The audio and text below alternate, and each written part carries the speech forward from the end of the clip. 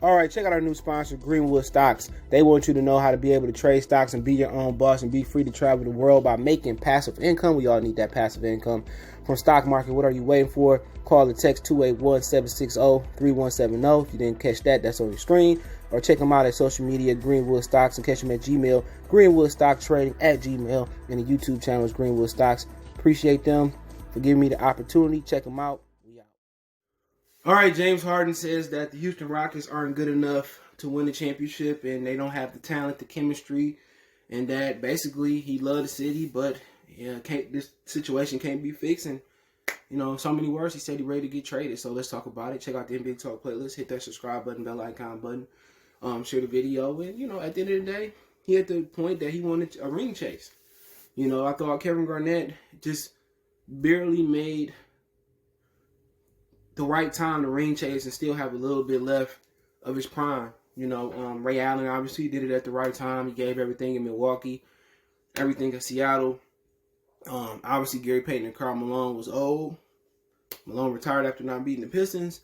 Gary Payton went to Miami and won one. So, I think while he still got all his abilities and his reflexes, he should go out there and chase a ring. Obviously, he's admitting that he can't do it on his own, and nobody can. Or he's not good enough to do it in Houston. We couldn't do it with Kevin McHale and Dwight Howard. We couldn't do it with Chris Paul. Couldn't do it with Westbrook. Couldn't do it in OKC Thunder with Westbrook and Kevin Durant and everybody else. So I think he's admitting that it's a situation where that I'm not good enough. I'm ready to go be player number 2, and that's what I want. I'm ready to go play with Joel Embiid. I'm ready to go play with LeBron. I'm ready to go play with Kevin Durant. But this is the situation that we see LeBron. LeBron couldn't do it in Cleveland, so he went to Miami to learn how to win from Dwayne Wade. So it's no shame, in my opinion, in James Harden game at all. A lot of these dudes go team up, and they talking about, these guys will be superstars in the 90s, but in this watered-down era, Kevin Durant, LeBron James, all these dudes, the best players in the world, need additional help. They got to go team up to get a ring. Got to team up to beat Dirk. Got to team up to beat Kobe. You got to team up to beat, the Oklahoma City Thunder. So, it don't really surprise me. And, people shaming James Harden for, being a crybaby, getting out, but LeBron been doing that behind the scenes. A lot of superstars do that behind the scenes, and he just want to go do what LeBron did.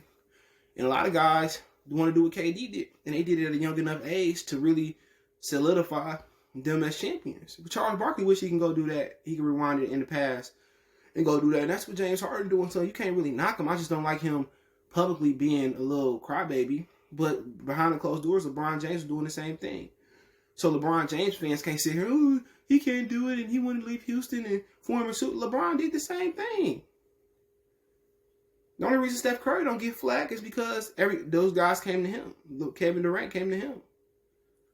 But, these guys that dominate the 90s, like, they can't even win with their original team. Michael Jordan didn't leave. He didn't buzz. He didn't falter. Neither did Bird. Neither did Magic. And when Kareem left, he won a championship in Milwaukee. Probably still ain't been another championship won there. So it's just that I think a lot of people publicly don't like the extent that James Harden has done it. And then a lot of teammates leave because he got so much power in Houston. He can determine whether you get traded. He can determine whether you go to the bench. He can determine whether you get cut. Like, he had total control in Houston. Everybody looking at him like, dude, we gave you everything you wanted. Now you want to abuse the roster. You want to abuse this franchise and leave it all fucked up. Like, no, Houston got the right to keep him. And he going to keep doing things as far as crying and, but Houston has created this monster. They tried to make it comfortable. They tried to make it more than comfortable for James Harden to come in and be successful. They got everything he wanted. And first they got rid of Daryl Morey, then they got rid of Mike D'Antoni first, and then Daryl Morey. Now he angry. He's just not. And they got blew out by the Lakers last night, and he right. And it was the right, I guess for him it was the right situation. Like, we ain't good enough. We're not gonna win. I've done everything that I could to, and physically, we don't see that. Like you go see a sports psychologist to get over your clutch time failures? Have you really did everything in your power? Is the $1 million question. And obviously, I don't think he done everything in his power. After he lose, he go to the titty bar. Everybody take losses different. After a while, you keep getting your ass whooped in the same fashion. You don't sit. He don't want to win. He don't want to sacrifice what it takes to sacrifice to win. And Michael had to sacrifice. He had to lift weights. Had to defer to teammates. He had to learn that we can't win with the ball in my hands and me scoring 40, 50 a night. I got to trust my teammates. And that's something that James Harden hadn't done. Michael had to sacrifice. You know, for people who, it took him this years and years to get to the final. That was a tough Eastern Conference. But when they broke through, he sacrificed. He deferred. And James Harden, he ain't made all the sacrifices. You can look at his body. You can look at the continuous failure. He ain't make all the sacrifices. He ain't admit, like, I need mental help. No. James Harden is complacent with his career. I'm telling you, he's complacent. He just want to go win an easy ring. But going to Philly ain't going to solve that because you can't count on Joel Embiid to be healthy.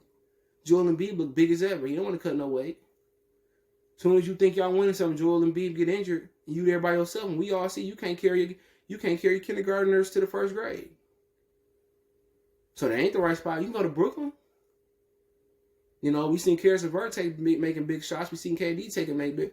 That might be the best situation for him is go to Brooklyn, where Kyrie Irving fucking up, and I just go to Kevin Durant like, we gotta trade Kyrie to Houston. Or we gonna trade Kyrie for Damian Lillard or whatever. But Houston gonna want a large amount of compensation, but that ain't how it goes. Shaq ain't get traded for a lot. Allen didn't get traded for a lot neither. Allen Iverson. So they can say we got Kyrie. We want more than Kyrie. But that's what we got. You got a problem, we got a problem. But I don't know people want Kyrie after that issue. They might have to go down to Charlotte and snatch Graham and Rozier from them. But, that's Brooklyn problem. And I heard some people, the women over the Fumble, if you ain't watched the Fumble, check them out on YouTube, and they was talking about how Kyrie is a narcissist and he doing this on purpose to prove that Brooklyn need them and Brooklyn to winning without him. And now his feelings hurt. And if that's the case, dude, if he that superficial as a basketball player and as a person, man, he need to retire.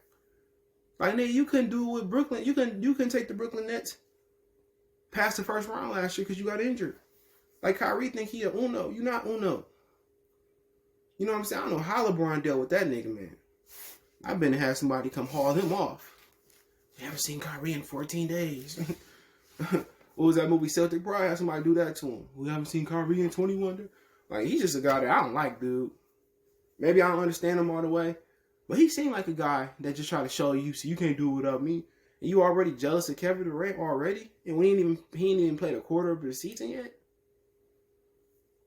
And you at the party? I'm telling you, man, Kyrie is just one of them dudes that, he one of them guys that is really superficial. He was on a Manhattan Congress call or something, and I seen his face on the video chat. He's just... I think he really jealous of Kevin Durant. Same way he was jealous of LeBron.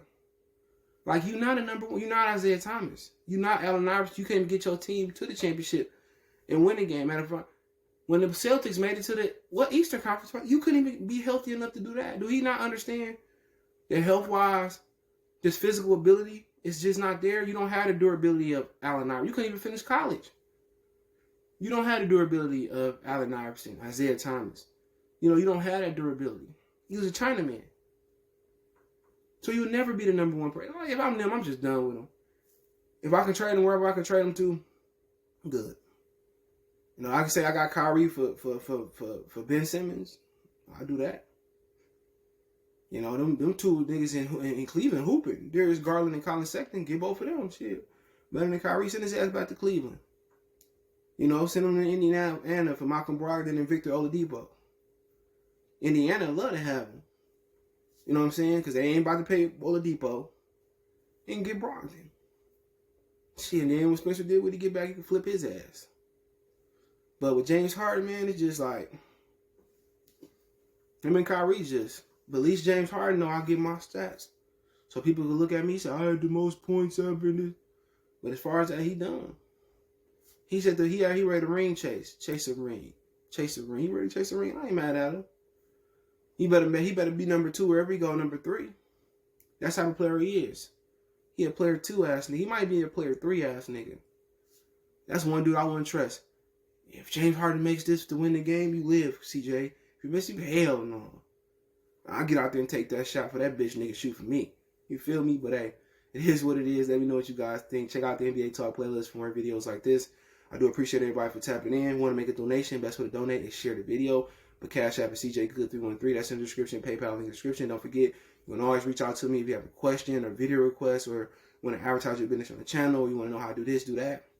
Twitter is the fastest way. That link's in the description. PayPal link in the description. We also got Instagram. That's linked in the description as well. We also got a Facebook group. Check that out. Other than that, appreciate the love and support. Best way to support the channel, once again, is share the video. Let me know what you think in the comment section. One time for the one time we go.